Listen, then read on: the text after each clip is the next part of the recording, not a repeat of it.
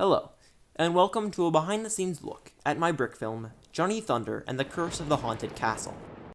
1. Script. So, in mid-December of 2023, I thought, hey, I'm in the middle of Christmas break, I don't have any projects that I'm working on right now, maybe I should make a brick film.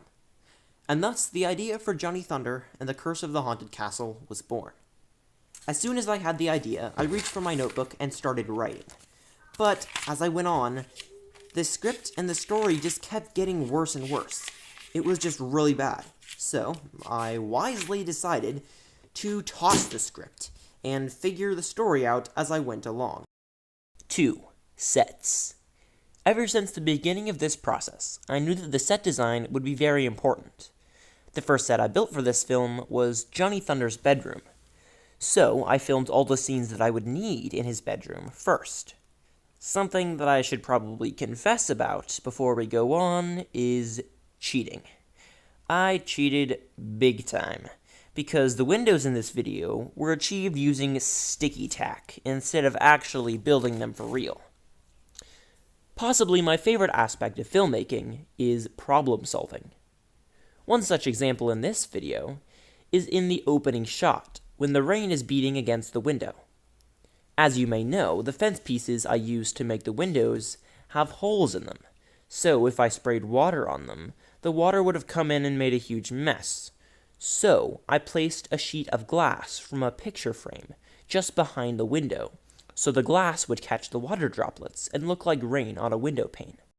The floor in the entrance hall was achieved using bricks and plates laid on their sides to make a much more ornate, patterned-looking floor than would have been possible with just using Lego flat tiles.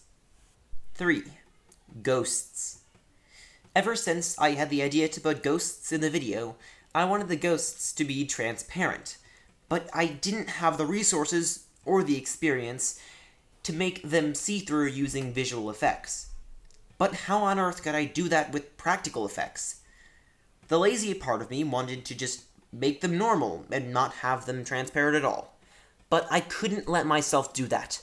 So I was torn between being lazy or doing a bad visual effects job. But then I had an inspiration.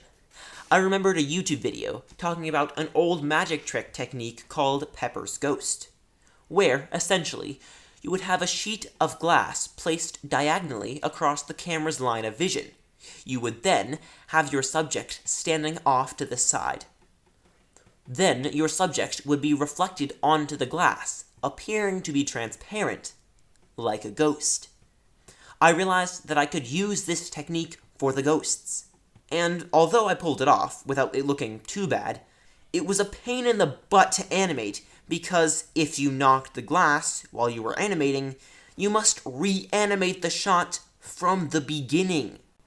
I honestly can't even describe how meticulous and painful it was to film the ghost scenes, so just watch this clip from when I was animating it. It is about 7 o'clock on a Saturday morning.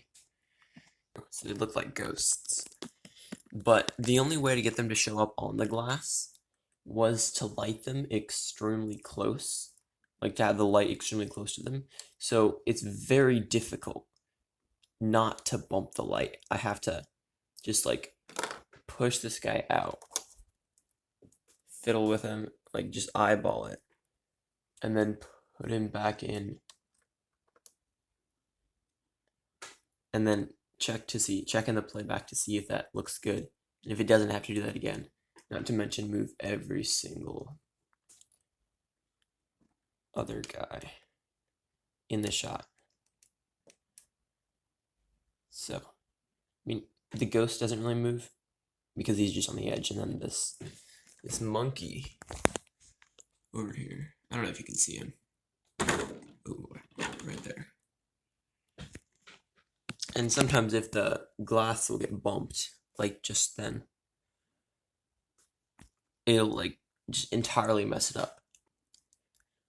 It's very difficult to. So, got my coffee, my Bible, my Lego. It's all the three things you need. 4. Voices. As you probably noticed, I did all of the voices myself for this film, which was really fun because I got to do all of these crazy impressions. I wanted each character to have a very distinct voice. The voice of Johnny Thunder, for example, was inspired by Crocodile Dundee, and the voice of Lord Weldenbrock was a mix of Gandalf, Voldemort, and the genie from the Brick film Aladdin Baba Bad by Leftfield Studios.